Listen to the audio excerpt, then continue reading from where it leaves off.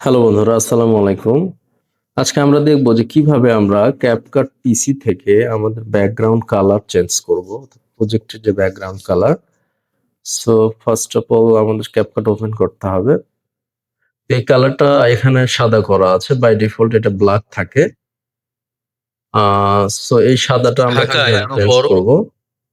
তো সিম্পলি আমি প্রজেক্টের যে কভার, যে ফটো বা ভিডিও, এখানে ক্লিক করব। করার পর আমি এখানে ভিডিওতে ক্লিক করব। দেন এখানে ক্যানভাস এটা রয়েছে। যদি আমি এখানে সাপোজ একটা ব্ল্যাক কালার দিই, দেন আমার এটা ব্ল্যাক হবে। ভূমিকম্পের আশঙ্কা। আমি যদি এটা এই কালার দেই, ডিপ ইয়েলো, দেন এটা ঢাকায় ডিপ ইয়েলো হবে। আমি এখান থেকে যদি চাই আমি গার্ডিয়ান কালারও চুজ করতে পারবো।